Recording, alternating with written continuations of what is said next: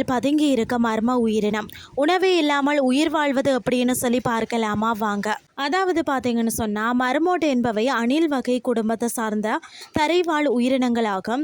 இவை பெரும்பாலும் பனி படர்ந்த மலை பிரதேசங்களான ஆசியா மற்றும் ஐரோப்பா கண்டங்களில் அதிகமாக பரவி காணப்படுகிறது. இந்தியாவில் இமயமலை பகுதியில் தென்படுகிறது. இவற்றின் வாழ்க்கை முறையை பற்றி தான் நாம் இன்றைக்கு பார்க்க போகிறோம்.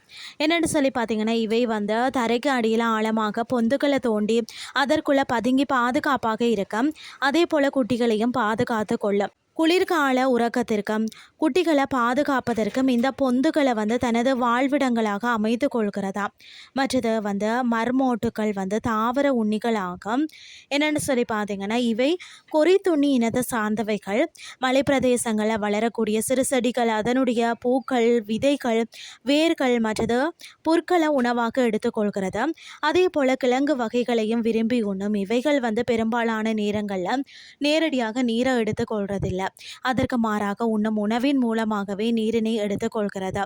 இவைகள் பார்க்கிறதுக்கு குட்டியான தடிமனான மற்றது உருண்டையான உடலமைப்பு மற்றது கூர்மையான நகங்கள் கொண்டிருக்கும். கடுங்குளிர தாங்குவதற்கு ஏற்றால் போலதான் அடர்த்தியான ரோமங்கள் இருக்கும்.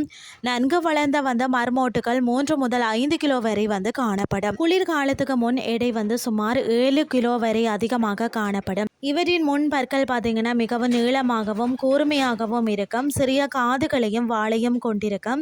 இதன் நிறம் மஞ்சள் கலந்த பழுப்பு நிறத்திலேயும் ஐரோப்பா கண்டத்தில் உள்ளவைகள் அடர்ந்த பழுப்பு நிறத்திலேயும் இருக்கிறது. உடலின் மேற்பகுதி அடர்த்தியாகவும் அடிப்பகுதி வெளிர் நிறத்திலும் காணப்படும். இந்த நிறங்களை எதிரிகளிடமிருந்து மறைவதற்கு பாதுகாப்பாக இருக்கின்றன. குட்டியான கால்களை கொண்டிருக்கும்.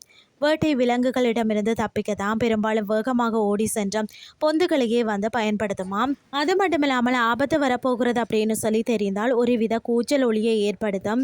ஒரு கூட்டத்தில் உள்ள மர்மோட்டுகள் உணவு தேடுவதில் இருந்தாலும் 1 அல்லது 2 மர்மோட்டுகள் உயரமான இடங்களுக்கு சென்று ஆபத்து வரப்போகிறது என்பதை உணர்த்தும் கண்காணிப்பாளராகவும் இருக்கும். உரோமத்தின் நிறங்கள் பாறை மற்றும் காய்ந்த புற்களுக்கு இடையில மறைந்து கொள்ள உதவுகிறது. எதிரிகளிடமிருந்து தப்பிக்க வாய்ப்பு இல்லாத போது தனது நகங்கள் மற்றும் பற்களை பயன்படுத்தி எதிர்த்தாக்குதல் நடத்துமாம். குளிர்காலங்களில் ஏற்படும் கடுமையான உணவு தட்டுப்பாட்டை சமாளிக்கக்கூடிய விதமாக பார்த்தீங்கன்னா இவைகள் குளிர்கால உறக்கத்தை மேற்கொள்கிறதாம். பொந்துகளுக்கு உள்ளே 6 முதல் 8 மாதங்கள் வரை உறங்குகிறதாம். நீண்ட பொழுது உறங்குவதில்லை. மாறாக 1 அல்லது 2 வாரங்களுக்கு ஒரு முறை விழித்து கொண்டு உடம்பை சூடாக்கி கொண்டு மீண்டும் உறக்க நிலைக்கு செல்லுமாம். தனியாக இல்லாமல் குழுவாக சேர்ந்து ஒன்றோடு ஒன்று சேர்ந்தது போல தூங்கும்னு சொல்லப்படுகிறது. கோடை காலத்தில் சாதாரணமாக இதே துடிப்பு 1 நிமிடத்திற்கு 110 முதல் 130 வரை துடிக்கும். அதே குளிர்கால உறக்கத்தில் இருக்கும் போது நிமிடத்திற்கு 3 அல்லது 7 தடவைகள் தான் துடிக்கும். அதே போல் சாதாரணமான நிமிடத்துக்கு 20 முதல் 30 முறை சுவாசிப்பவை இந்த காலத்தில் மட்டும்தான் 2 அல்லது 3 முறை மட்டுமே சுவாசிக்குமாம். சில நிமிடங்கள் சுவாசிக்காமல் அப்படியே நிறுத்தி வைக்குமாம். இதனால் அதிக ஆற்றல் செலவழிக்கப்படுவது குறைக்கப்படுகிறது. கோடை காலத்தில் நன்றாக தாவரங்களை உண்றதால உடல்ல வெள்ளை மற்றும் பழுப்பு கொழுப்புகள் சேர்க்கிறது. இந்த கொழுப்புகள் தான் குளிர்கால உறக்கத்தில் இதற்கு உணவு தண்ணீருக்கு பதிலாக உதவியாக இருக்கிறது. உறக்கத்திற்கு செல்வதற்கு முன் பொந்துகளின் நுழைவாயில மண் கற்கள் மற்றது தனது எச்சங்களை கொண்டு மூடி விடுமாம்.